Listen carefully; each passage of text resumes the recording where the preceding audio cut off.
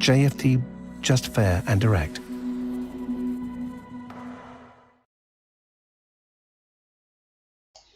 Okay, hello and good morning everyone. Welcome to JFD Traders Espresso with me, Darius Anucauskas. Today's the 3rd of February 2021. So yep, welcome everyone. Welcome to this Wednesday's morning session where we're going to have a very quick look at the markets, view the charts, the usual stuff. But before we do that, as always, let's quickly have a read through our risk disclaimer. So the content we produce does not constitute investment advice or investment recommendation. It should not be considered as such and does not in any way constitute an invitation to acquire any financial instrument or product. As always, I'll give you a few seconds to read the rest and we can continue.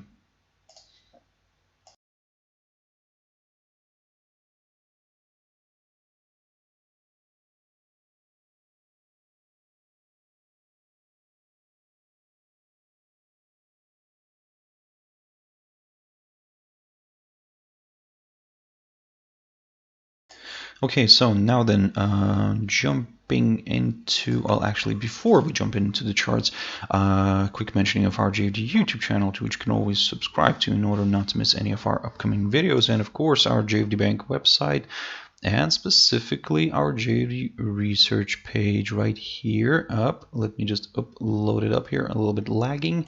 Well, not the web page, but my computer lagging a little bit. So yeah, not really doing from the usual place these videos. So yep, as always, you can check us out here on jfdbank.com and click on the research tab right there on the top, and it will take you to our page, which we update on a daily basis with I believe quite useful information.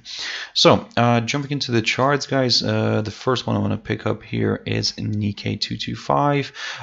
So the index continues to push higher, as you can see. It closed again in the positive territory today.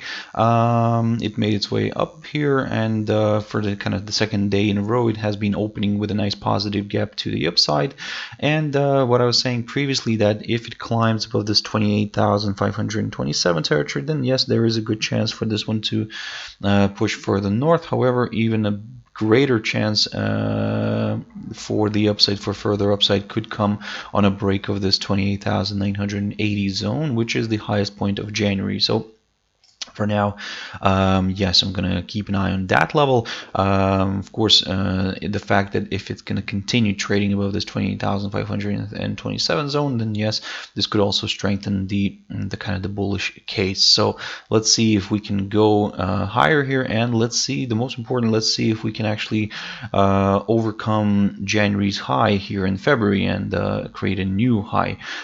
Because my next target, as I've mentioned before, is excuse me, this 29,519 zone. And just to kind of go back into history, show you what that level was in the past, I need to scroll back a lot here. And if I'm not mistaken, well, actually, I think for that, I will need to jump into a monthly chart, guys. Yeah, because that's going to be a little bit more clear here. So the level that I'm talking about here, this 29,519, is the lowest point of May. The lowest point of May of 1990. So you can see that how far we have traveled on this index. Oh, by the way, let me just adjust it. There we go. You can see how far we have traveled. I mean, we are hitting these levels that we saw here in the 90s. So yep, again, let's see if we can see. Let's see if we can get a further move higher. But for now, basically, long story short, we need to keep an eye on the highest point of January 1st, near the 28,980 zone, and then we'll take it from there.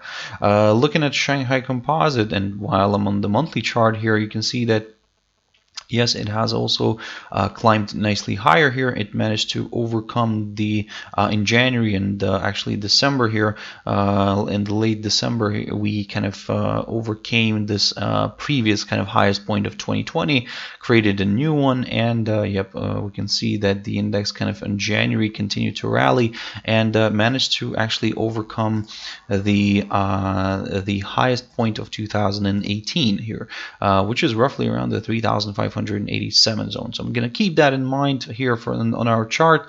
And if jumping back into a daily chart, We can see that this 3,587 is kind of not far from where the index is currently sitting. However, the little issue here is with the Shanghai Composite, the fact that this 21-day EMA somehow is providing a bit of a resistance, guys. I mean, again, don't get me wrong, this might be a temporary occurrence, but still, we'll keep an eye on it, because if suddenly, let's say, the European and the US indices start reversing back down, then this 21-day EMA here kind of played out perfectly. But if the US indices and the European ones can continue to rally and continue to fly higher, well, I mean, then of course we will consider maybe, like I said, a possible move back towards this 3,587 territory, which is the highest point of 2018, or this highest point of January. Oh, no, not here, guys. To apologize. This was the highest point of.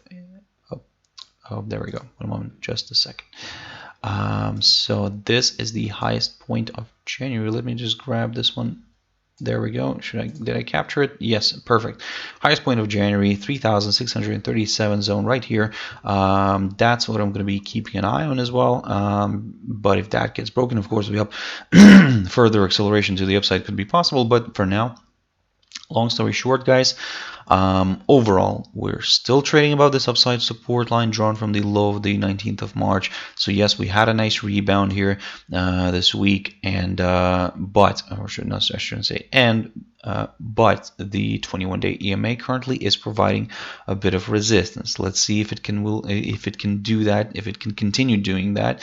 But if it cannot, and if the kind of the whole positivity will be influenced here by the US markets here, and then yep, we could see Shanghai Composite pushing further north. Now jumping into German DAX, and this one kind of pushed nicely to the upside. So yesterday, if you remember, I talked about this idea where if I was saying that if somehow this hurdle here, this 13,672 territory, together with the 21-day EMA do provide some resistance, then yep, we might see a bit of a retracement back down here, a move back lower. However, what I was saying, that if we get a nice, good, decent move here above this 13,785 territory, and we see the daily candle staying above it, then yes, it increases the chances for a further move north. Now, if we take a look at the cash index and where it's currently sitting at, we'll see that the price is sitting near the 13,918 mark. So basically, we're just fractionally, or I should say, actually bang on this downside line here, taken from the high of the 8th of January. So that's going to be quite interesting to see if we can actually overcome it. But probably I'll get a little bit more excited with higher levels if we get a push above this 13,952 territory, marked near the highs of 20th of January and 25th of January, and then I'll take it from there. So if we get a nice push above this downside line and then a push above the 13,952 mark, then yes, I'll aim for some higher levels. I'll get a little bit more excited. And so far, looking at the cash index, it seems that, well, I mean, the index is sure willing to do so. It's sure willing to travel further north. Okay, now jumping into another index. Oh, and by the way, in terms of the economic data today, guys, something to watch out. Keep your eyes on the, well, according to the calendar here, we have the ECB monetary policy statement. However, it's going to be, yep, we'll see how that shows up. Right, and the other data to keep an eye on, of course, is the UK's composite and services PMIs. Now, the services PMI is going to be closely monitored. I mean, at the moment, it's in, well, heavily in contraction territory. I mean, it's sitting at around 38.8. That was the previous number. The forecast currently is the same.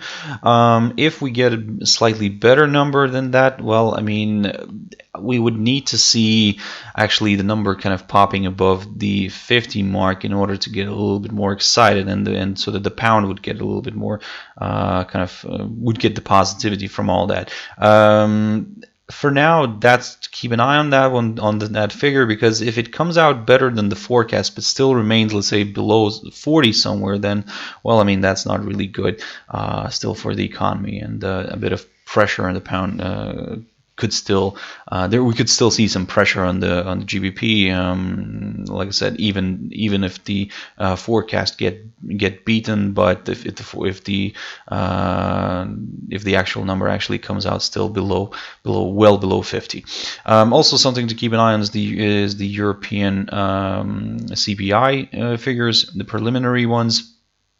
And another thing here later on in the US, keep your eyes on the ADP non-farm employment change figure, the ISM non-manufacturing PMI, and the crude oil inventories. Now, of course, as we know with the ADP, sometimes people like to kind of gauge and look at that number, the ADP number, in order to kind of project the non-farm payrolls number, which comes out this Friday.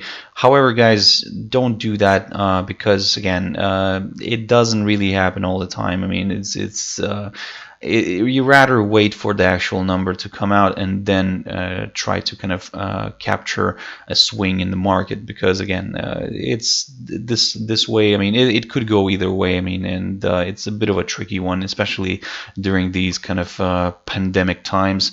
So don't try to kind of risk it too much, and try to play it safe, and everything then will be fine. So coming back to DXY here, the dollar index, I mean, you can see that the index pushed higher yesterday. It remained above this downside line, so that's great news. However, it failed to remain above the 91.24 territory. I talked about this one. That's the high of the 7th of December. And you can see that it kind of drifted back down today. It's trading below this 91.24 zone. However, it doesn't seem to be a negative, because we're still hanging above the above this downside line here. So keep your eyes on that one, because as long as we remain above this downside line, there is still a good chance for this index to pop higher. However, if you want to be a little bit more on the safe side, you can wait for a push above the 91.24 zone. Jumping into gold very quickly, gold is, well, it had a decent move lower yesterday. Today it's still hanging around here. However, as I mentioned before, I'll stick to the same rule and stick to the same analysis, that I'm still going to aim for that 1819 level, and then we'll take it from there. For now, it is how it is. For now, I'm just gonna aim for this area here, and then I'll take it from there. Nothing special, nothing kind of extraordinary here. For me to consider, let's say, the upside, I would need to see a break of this downside line and the push above the 1875 territory. Quick update on WTI oil. Now look at this beautiful move. I mean, yesterday we had this pop here above the upper side of this little range here at the 53.90. It then continued to rally and overcame the highest point of February, the highest point of February of last year, which was around the 54.45 territory. And to be honest, everything's looking quite positive here, and we could see this one pushing further north. However, we can see that the price is currently finding a bit of resistance near this level right here, near the 55.07, and that's kind of, this is the area where the commodity found good support on 19th, 20th, and 29th of November 2019. So back then, basically, this area acted as a fantastic support level. Now let's see if it will actually continue acting as a good resistance area. So far, it's doing the trick, but if we get a push further above it, my next target is this inside swing low here of 15th of January, which is around the 57.40 level, and we'll see how, and then we'll take it from there if we see a push towards that area. Now, jumping into Bitcoin.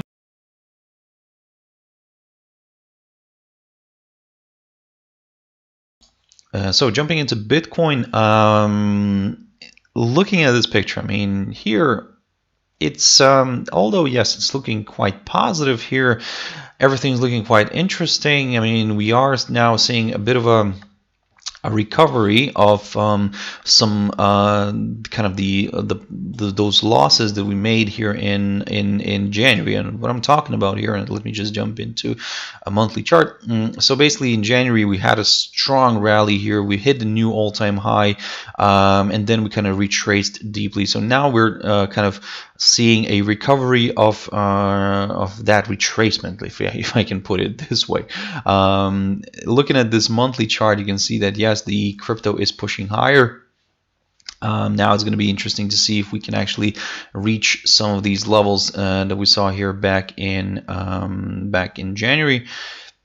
Now the first one that I'm going to be keeping an eye on here is this 38,710 zone marked by the high of the 29th of January. And here, for example, it will, and if we do reach that area, then of course we'll start slowly climbing higher. Now, because we don't want to kind of rush into anything here, of course we do have that psychological 40,000 level, which is quite attractive, to be honest.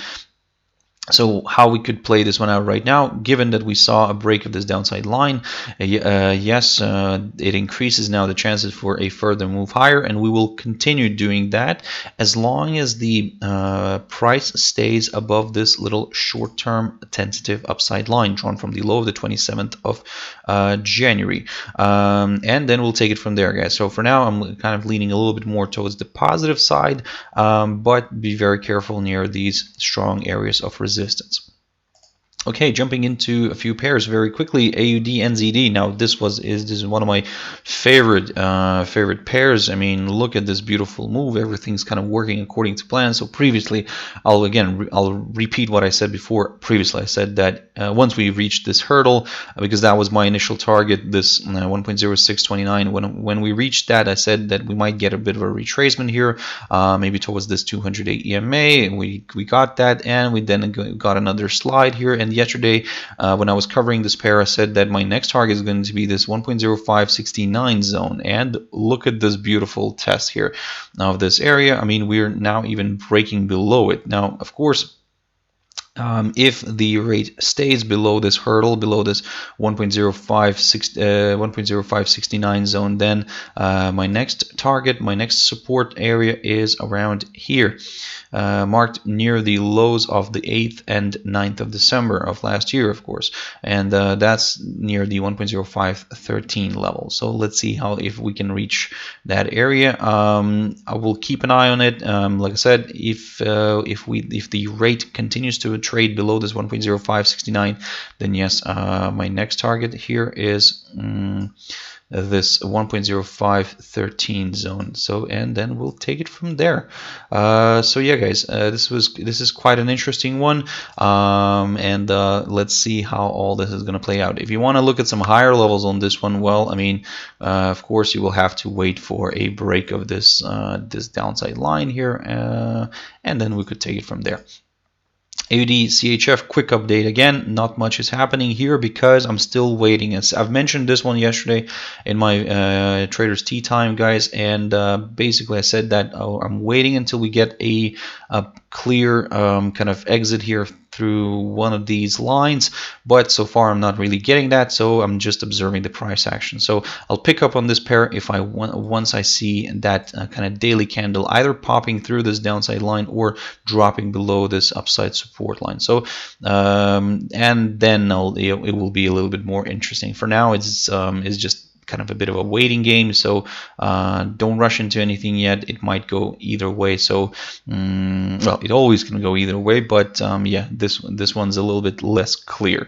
So yeah, keep your eyes on this one. USD CAD quick update.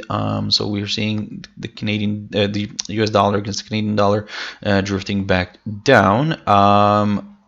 It failed to stay above this downside line drawn from the high of 19th of March, and that's a little bit annoying here, I would say. And the pair also drifted back below the 1.2793 territory, although it didn't really, let's say, move below the 21-day EMA, which kind of provided a good support area. Still, that kind of raises a bit of concerns here for the bulls, if they're capable actually to lifting this pair higher. So far, it seems that they're struggling. So again, I'm going to leave it here, and the upside is kind of slightly off the table again. But now it kind of maybe will simplify my life here, and because I would, in order to aim for some higher levels, I would prefer to see a push above this 1.2881 zone here, and then I could go for some higher levels. But at the moment, we're back below this downside line, and we're below this 1.2793 territory, which kind of increases the chances of a further decline. So keep your eyes on the 21-day EMA. If we see a drop below it, then yep, I'll start looking at some lower areas. Now, GBP CAD in this one here, I've mentioned this pair yesterday, guys, and if you remember, I said to you to keep an eye on this 1.7497 territory, because we were still hanging around here. And yesterday in both my videos, Espresso and Tea Time, I've mentioned that pair, or actually, sorry, Tea Time only. I mentioned this pair, and it's quite an interesting one. And basically, for now, everything's kind of working according to the plan, because what I said that if we get a drop below this 1.7497, then my next target is going to be this 1.7446 or this 21-day EMA, together with the upside line here drawn from the low, the 11th of December, because the pair this way kind of could go for a larger correction to the downside. So far, it's doing that, and if we see a slide again below this 1.7446 territory, then yep, like I said, I'll aim for that 21-day EMA and this upside support line. And of course, guys, keep your eyes on the economic data from the UK. As I said before, this the services CPIs, something to keep in services PMIs, apologies, something to keep an eye on today. And finally, EURUSD. So drifting lower. Perfect. Stayed yesterday below the 1.2059 zone. I've mentioned that level, and well, for now I'm still going to target a downside. However, I'm going to be very careful, and I'm going to aim initially for this 100-day EMA here, which is roughly around the 1.1980 zone, and that's going to be my next target. If we reach that, I'll take it from there. Of course, ideally, I would like to see a drop towards the 1.1924, but again, let's go step by step on this one. Let's go slowly, and then we'll take it from there. So for now, I'm leaning a little bit more towards the downside on this one. But yeah, for now, it's going to be very interesting to see if we can actually reach this 100-day EMA. But again, that's my target. If the pair suddenly travels back above the 1.2059 territory right here, I'm going to take a neutral stand, because ideally I would prefer to see a push. Now, previously I said about talked about the 1.2190 zone. However, now we could take a look at the high of this week, which is roughly around the 1.2156 territory. Because if we get a nice pop above this area, at the same time we will get a pop above the 21-day EMA, and yep, maybe more buyers could join in. But again, that's in terms of the upside. For now, I'm leaning a little bit more towards the downside on this one, as long as the rate continues to trade below this 1.2059 zone. So guys, I'll have to wrap it up here. Thank you very much for watching and listening. I hope you found it useful. I really appreciate your time, guys. I really do. So if you want to catch my video later on, my trader's tea time, 13:30 GMT time. For now, guys, I hope have a wonderful trading day. Stay safe, and I'll see you later. Thank you very much, and bye-bye.